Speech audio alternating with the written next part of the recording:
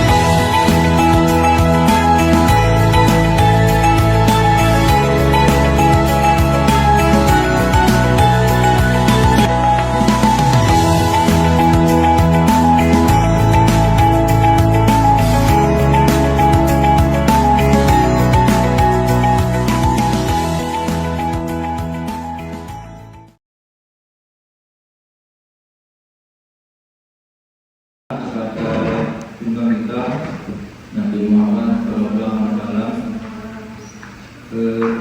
Sebelum kita mulai, saya sampaikan terlebih dahulu sunnah acara nanti akan berlangsung di komplek pertemuan keempat ya, keempat dan salah. Yang nanti narasumbernya ada 4. Kalau saya lihat dari undiannya itu sesi pertama Bu Sumi dan Bu Nur Ella, sesi kedua Pak Farid dengan Pak Bika. Jadi nggak apa-apa kalau mau dimulai dengan Pak Bika lebih dahulu sama Pak Farid. Susunan acara pertama yaitu pembukaan, yang kedua doa, yang ketiga nanti adalah penyampaian materi dengan sumber, dan yang terakhir tanya jawab. Oke, mari kita buka acara siang ini dengan bacaan basmalah. Assalamualaikum warahmatullahi wabarakatuh. Selamat siang, selamat datang bagi kita semua, Bapak Ibu. Izinkan saya Febrian Dika, CGP Angkatan 10 Kabupaten Bogor di SMA Nanggung ini akan menyampaikan tentang budaya positif, di mana ini adalah sebagian dari tugas saya di modul 1.4. Nanti saya akan jelaskan bagaimana budaya-budaya positif yang ada di sekolah kita dan bagaimana kita menjaga budaya positif yang telah terjadi di sekolah kita. Baik, Bapak Ibu, izin menyampaikan praktik baik saya di CGP Angkatan 10 ini ya, karena berbarengan mungkin akan ada 1 jam ke depan untuk saya akan memaparkan beberapa materi tentang budaya positif apa saja yang akan kita kembangkan di sekolah kita ini, dan budaya positif apa saja yang sudah terjalin di sekolah kita ini agar kita bisa jaga dan lainnya. Izin menyampaikan materi Bapak Ibu untuk di Hajar Dewantara pendidikan dan tuntunan terhadap segala kekuatan kodrat yang dimiliki anak agar bisa mampu mencapai keselamatan dan kebahagiaan yang setinggi-tingginya baik sebagai seorang manusia maupun seorang anggota masyarakat. Ya, dimana kita juga harus mengenal kodrat zaman dan kodrat alam peserta didik kita ya. Mungkin akan ada perbedaan di mana kita dulu belajar dengan sekarang kita memberikan pembelajaran kepada peserta didik kita, di mana untuk di zaman sekarang kita lebih memanfaatkan teknologi pada saat kita memberikan materi. Terus kalau diingat-ingat kembali, mungkin kalau di zaman kita jarang sekali menggunakan S-Breaking, tapi sekarang seperti buku foto, yang buku kita sering S-Breaking dulu dan lain-lain, itu sudah termasuk ke dalam kodrat zamannya kita. Nah, kalau di kodrat alamnya sendiri kita harus menyesuaikan bagaimana situasi dan lingkungan kita mengajar saat ini.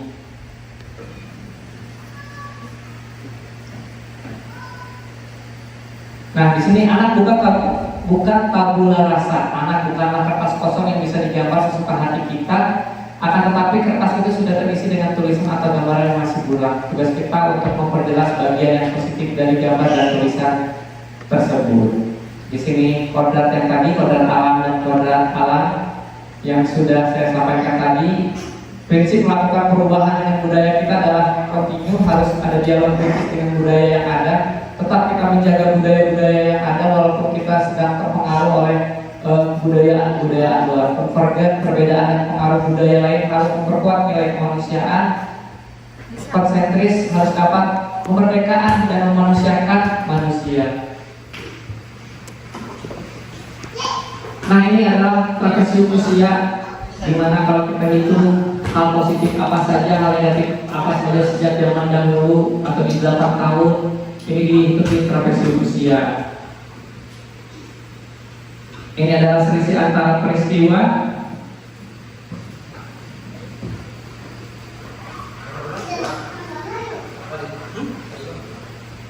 Nah, di sini ada metode atap sendiri terdiri dari A-nya aset, T-nya tantangan, aksi dan pembelajaran.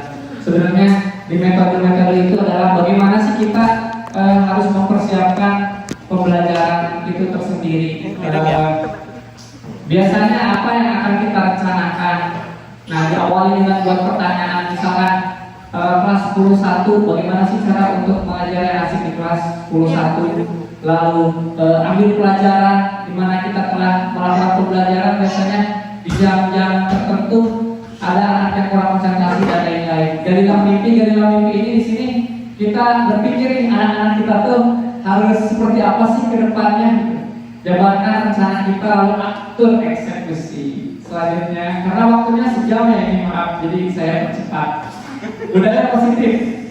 Budaya positif di sini adalah sebenarnya kalau untuk sekolah kita budaya-budaya positif kita sudah alhamdulillah terlaksana dengan baik ya, dimana kita bergantian di depan untuk menyambut anak sudah positif, terus peserta didik kita juga sudah tertib dan datang di setiap paginya dengan tertib dan taat. Namun ada beberapa mungkin budaya positif yang harus kita gali kembali. Nah, di sini menurut Dr. William Gesser dalam kontrol teorinya, kemudian dari berkembang dinamakan choice theory, meluruskan beberapa miskonsepsi. Ilusi guru mengontrol murid. Jadi kadang kita berpikiran harus mengontrol murid atau peserta didik kita. Ilusi bahwa semua penguatan positif efektif dan bermanfaat. Ilusi bahwa kritik dan membuat orang merasa bersalah dapat menguatkan karakter. Jadi kadang kita marah ke anak tuh melalui kritik-kritik gitu. Kamu kenapa mau datang terlambat? Hanya dengan ungkapan atau kata-kata yang memang hanya akan memiliki efek negatif kepada peserta didik kita. Nanti akan dijelaskan bagaimana cara kita untuk menegur dengan baik dan lain-lain. Ilusi bahwa orang dewasa memiliki hak untuk memaksa. Nah, ini terkadang karena kita merasa kita sudah berpengalaman atau kita lebih tua dari peserta didik kita, kadang kita memiliki hak untuk memaksanya mengikuti apa kehendak kita. Paradigma stimulus respon kepada pendekatan teori kontrol tersebut adalah seperti berikut ini. Bila kita ingin membuat kemajuan perlahan sedikit-sedikit ubah sikap atau perilaku Anda, namun bila kita ingin memperbaiki cara-cara utama kita, maka kita perlu mengubah kerangka acuan kita. Ubahlah bagaimana Anda melihat dunia, bagaimana Anda berpikir tentang manusia, ubahlah paradigma Anda, skema pemahaman penjelasan aspek-aspek tertentu tentang realitas. Di sini ada stimulus dan teori kontrol, di mana realitas kebutuhan kita sama, karena kita berpikir seperti itu di responnya. Tapi teori kontrolnya adalah realitas dan kebutuhan kita itu adalah berbeda-beda. Semua orang melihat hal yang sama, setiap orang memiliki gambaran yang berbeda. Jadi walaupun kita melihat hal yang sama, ternyata gambaran-gambaran itu berbeda-beda. Kita mencoba mengubah orang ada berpandangan sama dengan kita, padahal kita berusaha memahami pandangan orang lain tentang dunia. Jadi nggak bisa kita mengikuti pandangan orang lain. Next saja. Di sini kita akan membahas tentang kedisiplinan, di mana menurut Bapak Pendidikan kita, Ki Hajar Dewantara menyatakan di mana ada kemerdekaan, disitulah harus ada kedisiplinan yang kuat. Sesungguhnya disiplin itu bersifat self-discipline, yaitu kita sendiri yang mewajibkan kita dengan sekeras-kerasnya. Nah, berbahas tentang kedisiplinan kita, satu, kedisiplinan yang datang terlambat atau datang terlambat itu memang sudah mulai bergeser lagi. Sudah banyak anak yang memang sengaja datang terlambat. Bahkan kemarin ketika Bu Sumi di meja tiket dari yang anak kelas 10 itu tanpa dengan rasa cueknya berjalan lewat depan Bu Sumi tanpa meminta untuk izin masuk dan lain-lain. Saya melihat anak tersebut di gerbang dengan lipstik yang tebal. Terus saya akan menegur sebenarnya karena perempuan, jadi saya tidak menegurnya. Cuma saya tahu anak 10-4 kalau nggak salah, 10-4 ya Bu Sumi? Iya. 10-4 yang duduk di pojokan yang ada beda lah gitu, ada. Nah itu.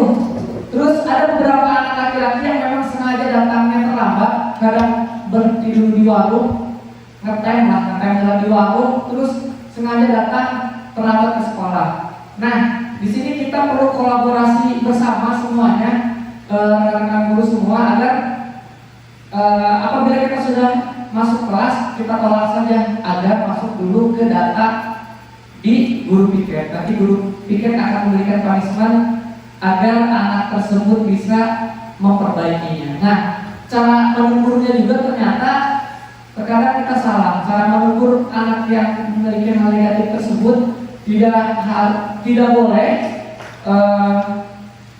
terlalu memojokkan anak tersebut, yang artinya hanya akan tidak akan berubah pola dia, tapi akan terus-menerus akan terjadi seperti itu. Nanti dibahas di akhir itu bagaimana kita menegur dengan senyuman. Jadi kita anggap peserta didik kita adalah sebagai teman. Jangan sampai hanya umpatan-umpatan yang keluar atau kata-kata yang memang tidak memotivasi untuk peserta didik kita akan ke arah perubahan. Nah, tetap saja ketika kita mengajar atau melaksanakan kegiatan kita di sekolah ini, kita harus selalu berpatokan kepada profil belajar Pancasila ini. Yang pertama yaitu beriman bertakwa kepada Tuhan. Kita sudah melaksanakannya di kegiatan duha yang sering, terus berkebinekaan global, bergotong royong, di kegiatan seperti kemarin bersih-bersih sampah setelah perpisahan, terus kreatif, bernalar kritis dan mandiri.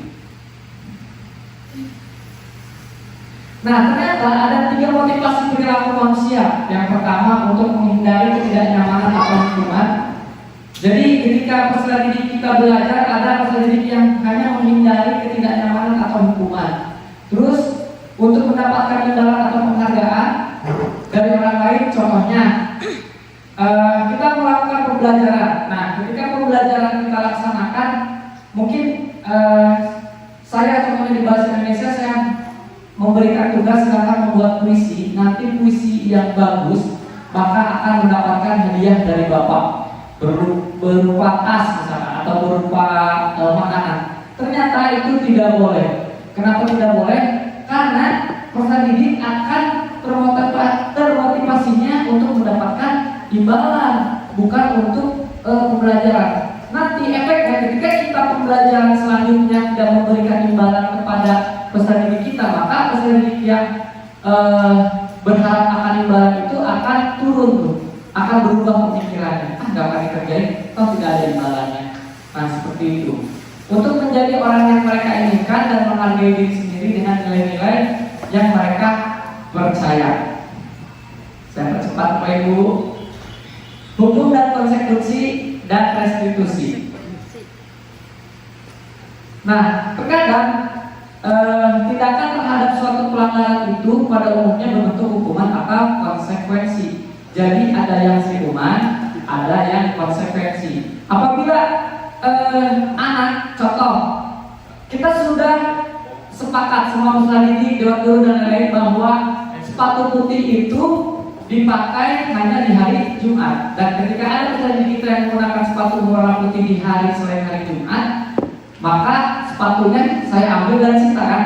Nah itu masuk ke dalam konsekuensi atau hukuman? Konsekuensi, benar. Jadi konsekuensinya adalah anak disita dulu sepatunya sampai siang, itu masuk ke dalam konsekuensi. Itu. Restitusi adalah proses menciptakan kondisi bagi murid untuk memperbaiki kesalahan mereka sehingga mereka bisa kembali pada kelompok mereka dengan karakter yang lebih kuat. Jadi restitusi ini adalah membangkitkan kembali bagaimana pemikiran peserta didik kita agar peserta didik kita tidak melakukan kesalahannya sehingga mereka bisa kembali normal. Di sini ada dibagian identitas gagal dan identitas berhasil. Guru berbuat penghukumannya itu menghardik, menunjuk-nunjuk, menyakiti, menyindir. Jadi kita jangan sampai ketika kita menegur, menunjuk-nunjuk kamu ya, kamu sudah terlambat, itu tidak boleh. Apalagi dengan menyakiti atau menyindir. Nah ini membuat orang merasa bersalah. Berceramah menunjukkan kekecewaan mendalam. Cuma membuat alasan-alasan untuk muridnya. Pemantau menghitung dan mengukur, manajer mengajukan pertanyaan. Nah, di sini kita termasuk ke dalam yang mana nih? Apakah kita termasuk guru yang menghukum? Kalau kita termasuk guru yang menghukum itu adalah guru yang seperti tadi menunjuk-nunjuk kalau kita marah. Kamu kenapa kesialan? Terus menyindir-nyindir. Nah, itu. Apa kita termasuk guru yang membuat orang merasa bersalah dengan cara menyindir-nyindir? Misalkan ada peserta kita yang salah terus kita sindir-sindir. Apakah kita selaku temannya yang membuat alasan-alasan untuk murid-muridnya? Jadi kita merasa teman atau hanya pemantau, menghitung dan mengukur. Kita hanya melihat saja kenakalan-kenakalannya. Atau manajer di sini adalah mengajukan pertanyaan-pertanyaan dan yang terbaik itu adalah sebagai manajer. Jadi kita contoh ada peserta kita yang memang melanggar bolos atau loncat pagar, maka pemanggilan yang dilakukan itu kita gali dulu apa alasannya, kenapa, terus ada kebutuhan, karena kebutuhan tokoh manusia itu ada 5 yang kita harus ketahui. Kenapa nih alasan si anak loncat pagar ini? Apakah karena mungkin jajanan yang di kantin kurang? Apakah mungkin karena sudah merasa biasa rawat situ? Atau dari kebutuhan mana nih yang kurang dari anak itu? Baru kita selaku manajer memberikan jalan atau mengatasi masalah tersebut dengan senyuman, dan jangan lupa harus dengan senyuman, dengan tawa, jangan sampai hanya dengan teguran-teguran keras saja. Nah, Bapak Ibu, ternyata kita harus memiliki keyakinan keras. Mengapa keyakinan keras? Mengapa tidak peraturan keras di sini?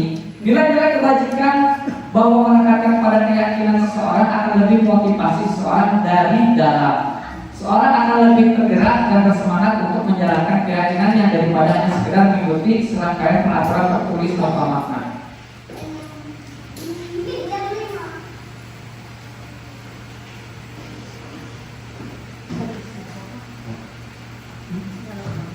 Nah, keyakinan kelas ini mungkin bisa kita gunakan di semua kelas. Satu, kita buatkan sebuah poster di kelas, lalu kita tanya apa saja keyakinan kelas yang akan mereka munculkan. Contoh, yang tampak seperti datang tepat waktu, tidak tampak seperti sering hadir terlambat, menyapa teman guru setiap hari, mengembalikan barang-barang teman yang telah dipinjam dan mengucapkan terima kasih. Nah, ini selanjutnya anak yang menentukan, bukan kita. Jadi kesepakatan atau keyakinan kelas ini mereka yang buat sendiri. Selanjutnya, yang tampak seperti tekun bekerja dan menyimak guru, menyerahkan tugas tepat waktu, memberikan hasil terbaik. Ini semua keyakinan kelas anak yang membuatnya, di mana keyakinan kelas ini untuk mengatur agar anak sendiri bisa paham dengan peraturan yang sudah mereka buat. 5 kebutuhan dasar yang tadi saya sebutkan adalah seperti ini: bertahan hidup, penguasaan, kasih sayang, rasa terima, kebebasan, dan semangat. Ini yang harus kita penuhi kepada peserta didik kita.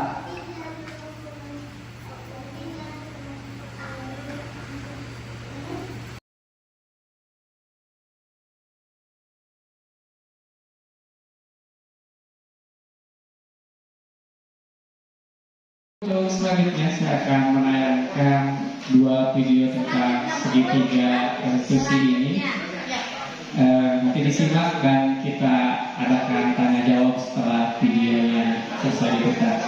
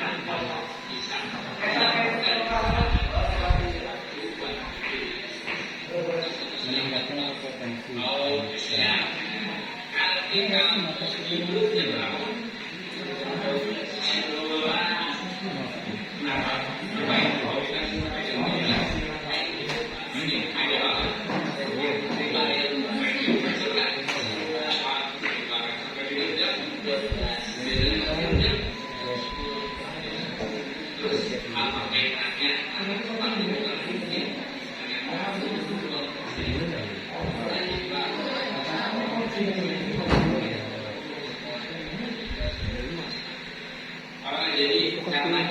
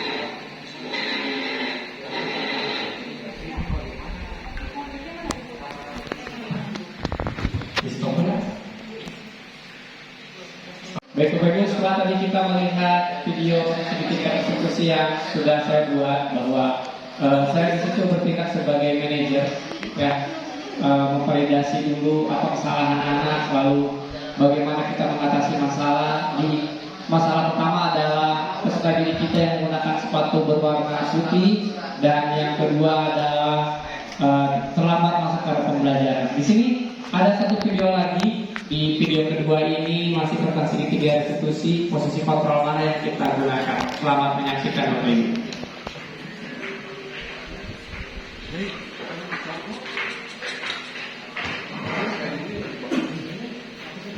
Naren,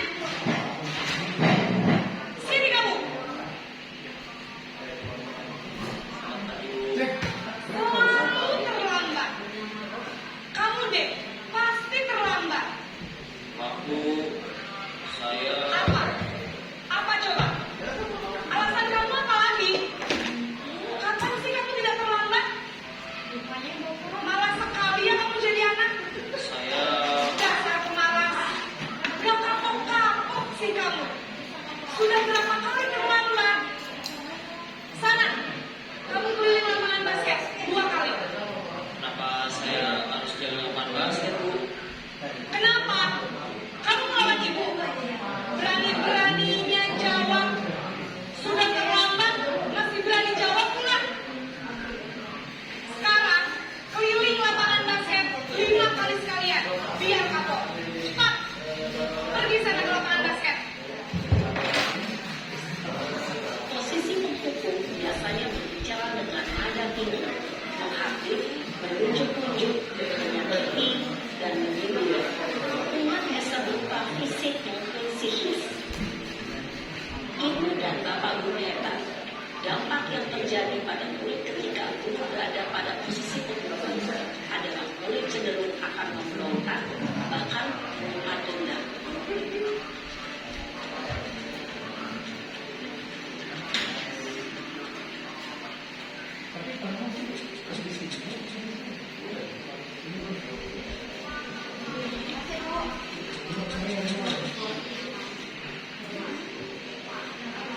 Naren!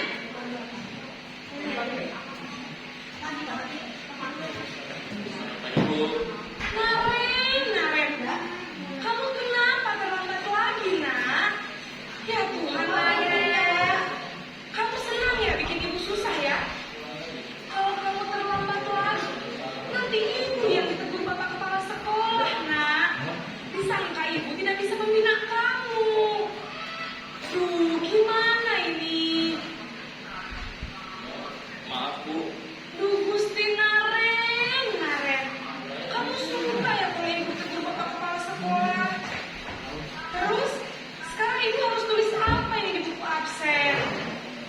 Ini kamu sudah sering terlambat loh. Ibu harus apa coba?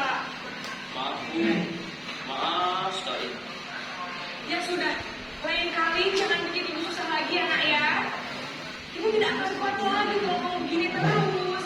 Bisa jantungan kalau ibu tegur bapak kepala sekolah. Sana cepat, kelas. Maaf ya, Bu.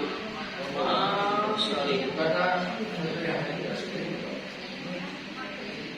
Posisi membuat rasa bersalah berbicara dengan nada tenang, cenderung lembut, namun kata-kata yang diutarakan membuat murid merasa menjadi orang yang gagal, memandang buruk dirinya sendiri, merasa tidak berharga, dan tidak sanggup membahagiakan orang lain. Ketika guru mengambil posisi membuat rasa bersalah, murid akan menganggap dirinya yang bersalah, dan ia akan menyimpan emosi negatif tersebut di dalam dirinya.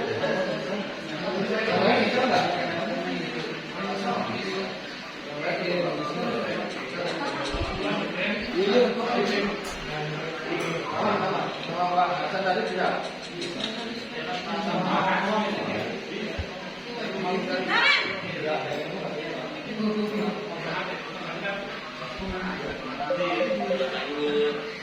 Wah, sudah jam berapa ini nak?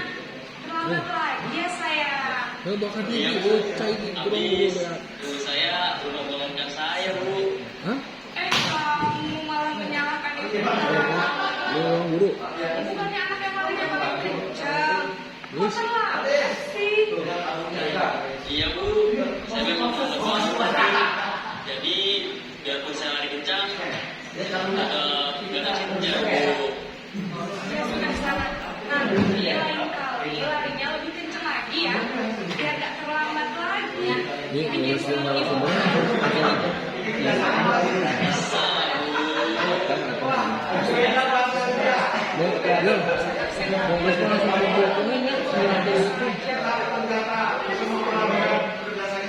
Dalam posisi guru berbicara dengan nada suara ramah, cenderung bersegar guru untuk menjaga suasana tetap santai.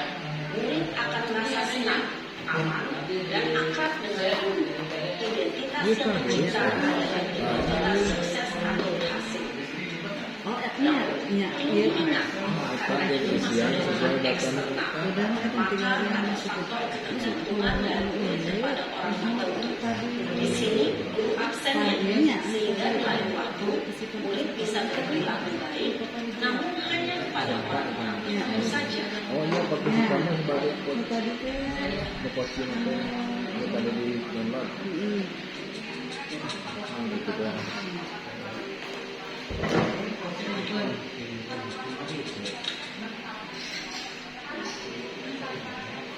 Naren!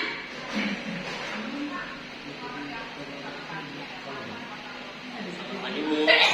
Naren, apa peraturan sekolah kita tentang jam berapa kita harus masuk sekolah, nak?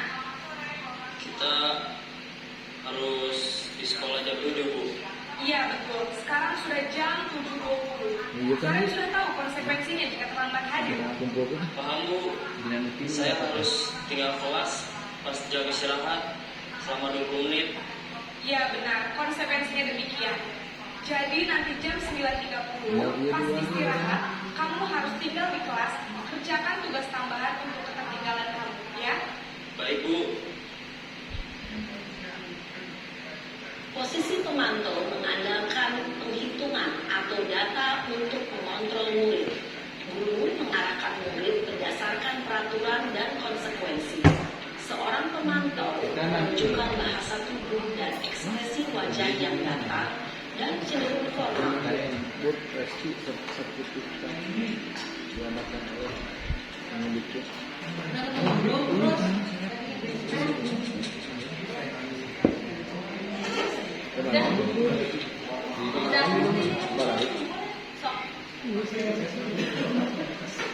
Naren!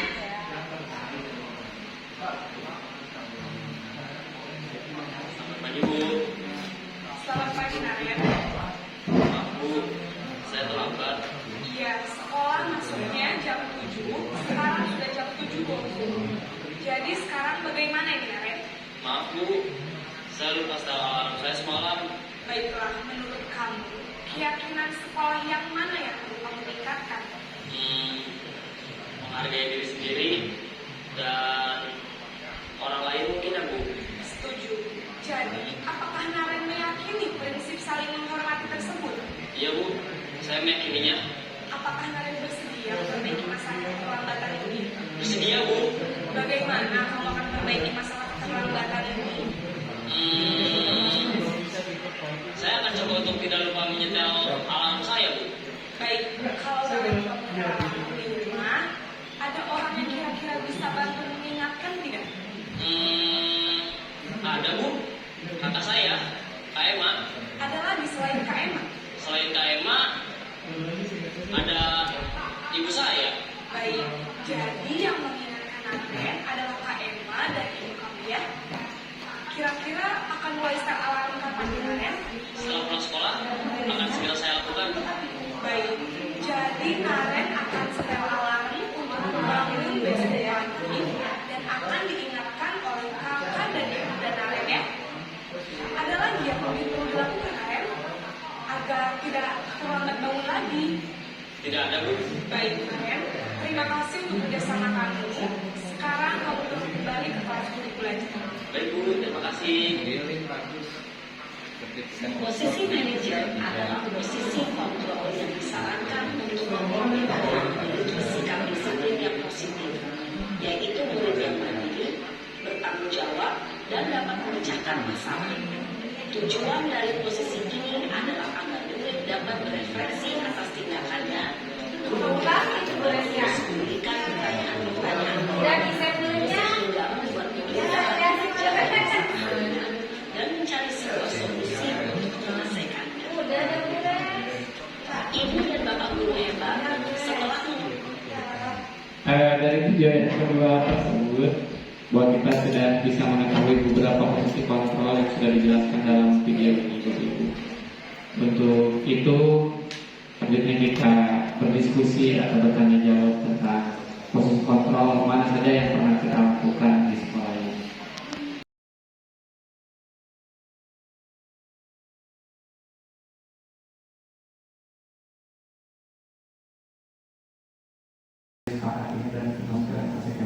Konsekuensi itu dari kesepakatan ya, bukan langsung kita langsung menghukum. Bahwa kita tidak serah kembali di SMA 1 Nanggung ini berarti tidak ada hukuman, tetapi adanya kesepakatan yang nantinya berdampak pada konsekuensi.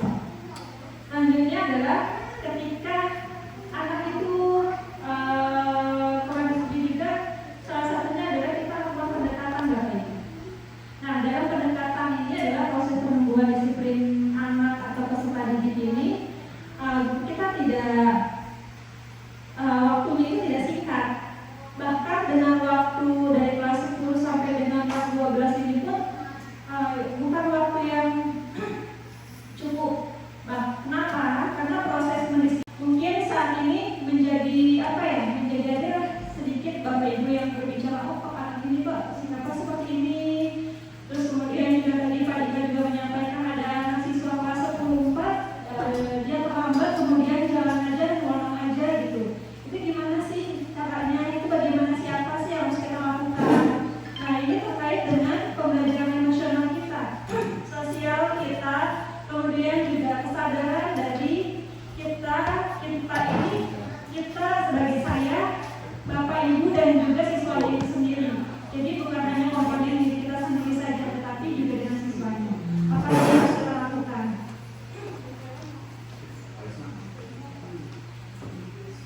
Nah, ini akan dibahas nanti pada sesi diskusi dan sebelumnya juga untuk kesadaran itu sendiri mungkin ada refleksi dari Ibu Nur Ella mengenai apa yang harus kita lakukan untuk menyadarkan diri kita sendiri. Silakan Bu Nur Ella. Baik, terima kasih Bu Suni. Assalamualaikum warahmatullahi wabarakatuh.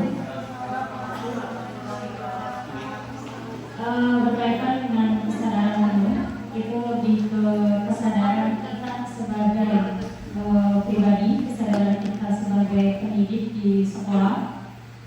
Ada beberapa pertanyaan yang mungkin Bapak Ibu bisa jawab di dalam hati. Apakah Bapak atau Ibu guru pernah merasakan lelah? Bahkan walaupun hanya mengajar satu kelas, ngajarnya satu hari satu kelas, tapi lelahnya itu sangat terasa. Itu pertanyaan yang pertama. Yang kedua, apakah Bapak Ibu merasa terbebani dengan tugas-tugas kita sebagai pendidik, baik itu secara administrasi,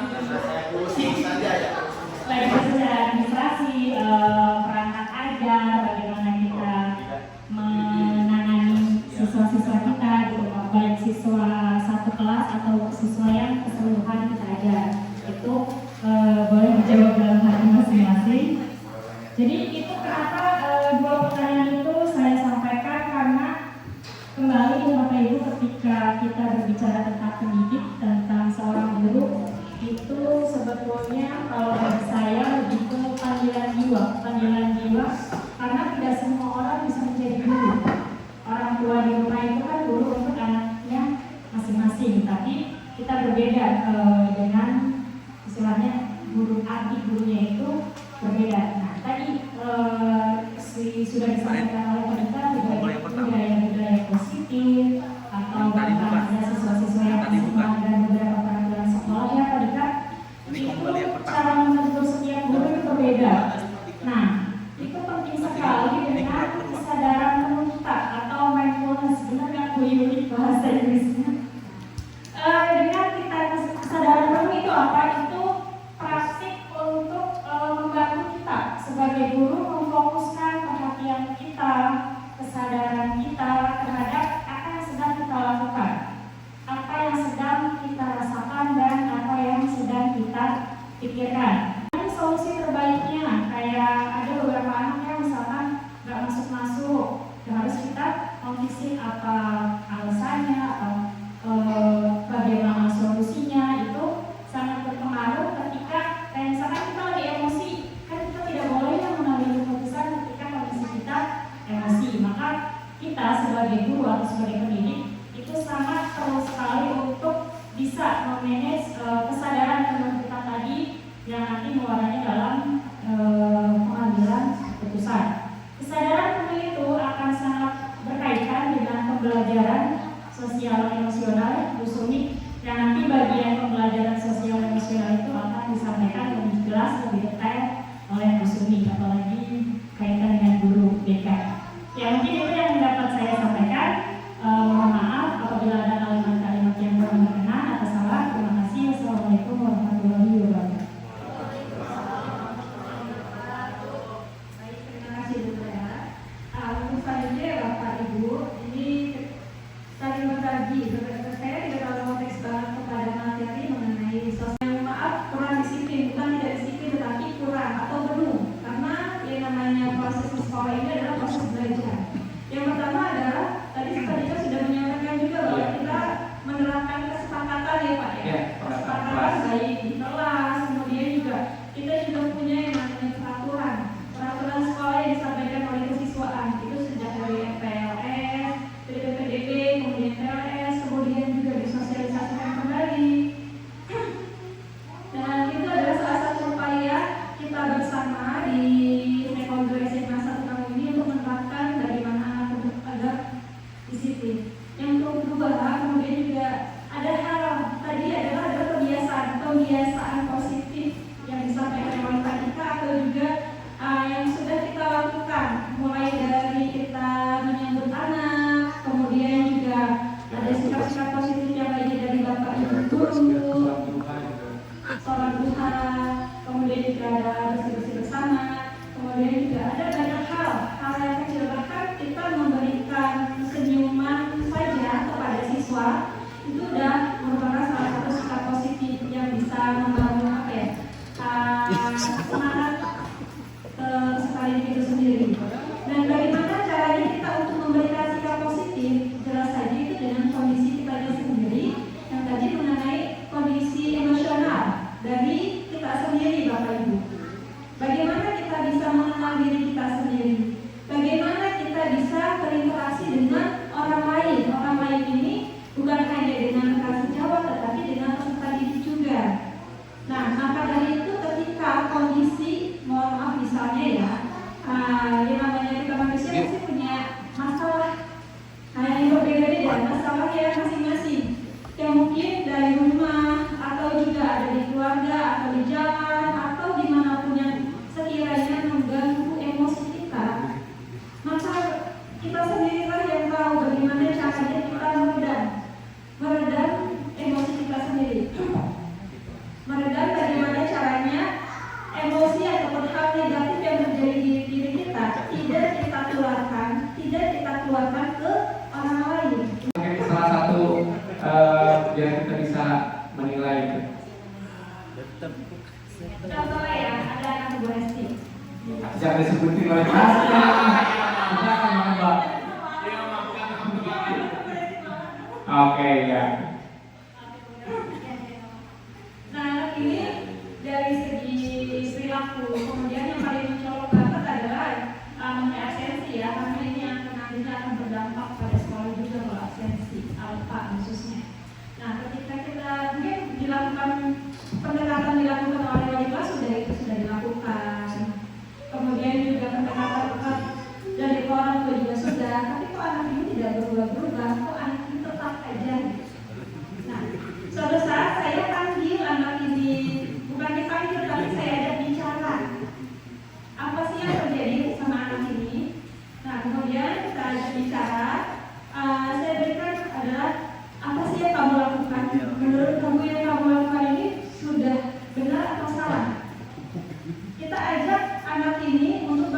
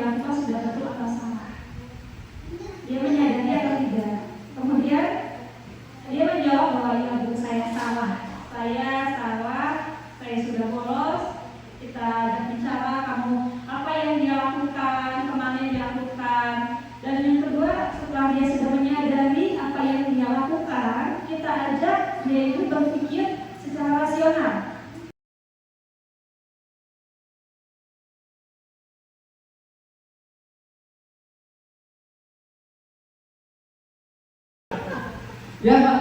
Izin bertanya Pak Dika. Bertanya ya Pak, silakan. Menambahkan nanya juga boleh. Silakan.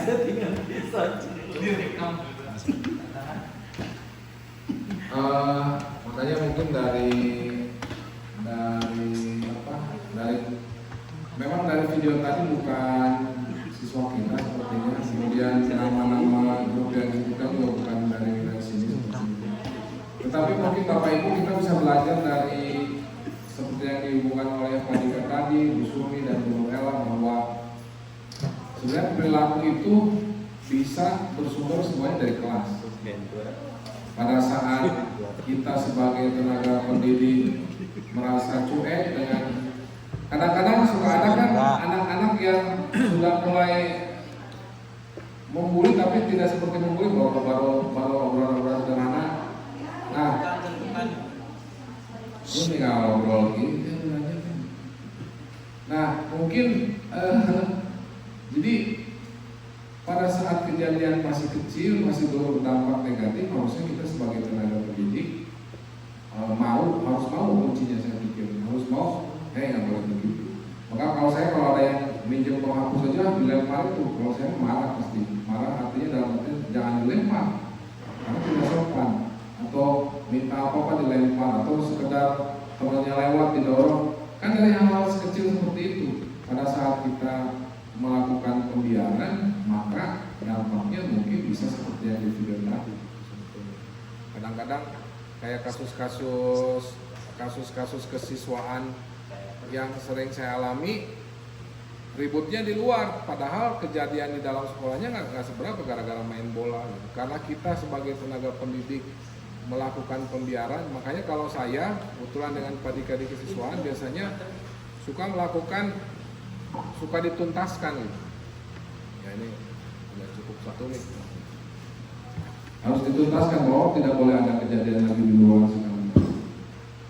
Dan saya yakin bahwa di video itu kayaknya bukan dari sekolah negeri ya kayaknya. Biasanya dan lihat cuacanya juga masih siang gitu. Karena kalau sekolah negeri rata-rata pulangnya sore. Dari pakaiannya juga mudah-mudahan bukan bagian. Itu mungkin Pak Dika tambahannya.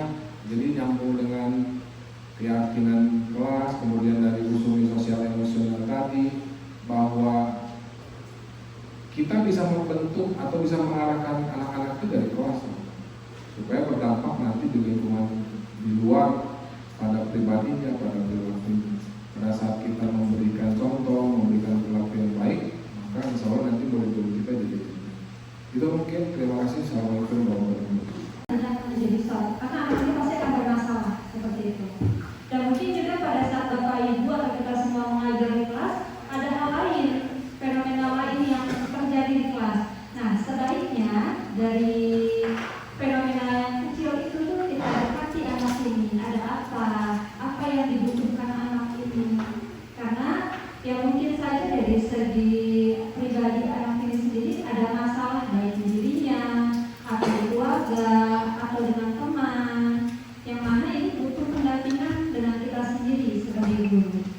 Yang kita sendiri adalah membimbing. Itulah intinya saya setuju dengan apa yang disampaikan oleh Pak Usman dan kerjasama dengan semua dewan guru pada saat belajar untuk peka terhadap fenomena yang terjadi di dalam kelas seperti itu. Ya, baik, mungkin itu ya tentang budaya positif yang sudah saya sampaikan dan diskusi bersama rekan-rekan saya di guru. Terima kasih atas perhatian Bapak Ibu dan mohon maaf mengganggunya. Demikianlah tugas saya di CGP Angkatan ke-10 ini tentang budaya positif, dan terima kasih teman-teman saya yang sudah bisa berbagi tentang budaya-budaya positif di sekolah kita. Sekali saya ucapkan terima kasih untuk semuanya dan wassalamualaikum warahmatullahi wabarakatuh.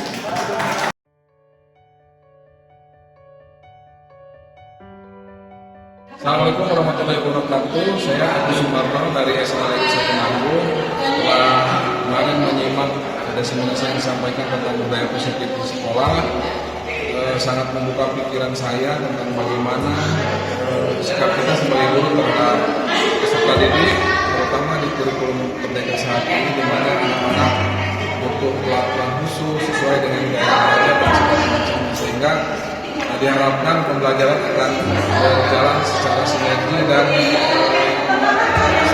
memberikan yang terbaik untuk siswa. Terima kasih. Assalamualaikum warahmatullahi wabarakatuh. Nama saya Jaya Pramana. Setelah melihat diseminasi dari Bapak Purwandika, saya sangat mengetahui tentang budaya positif sangat penting di sekolah SMA 1 Nanggung, bahwa siswa-siswa itu harus mengetahui dari kesepakatan kelas, seperti contoh tadi cara menegur, terus hukuman-hukuman dari guru ke siswa itu harus diberikan tentang bahasa yang baik dan memberikan motivasi. Ini sangat penting sekali bagi anak-anak dan guru-guru juga. Saya sangat tahu sekali dan sangat mengapresiasi kepada Bapak Purwandika bahwa penting banget untuk budaya positif di SMA Manusia Tuna. Terima kasih Bapak Purwandika.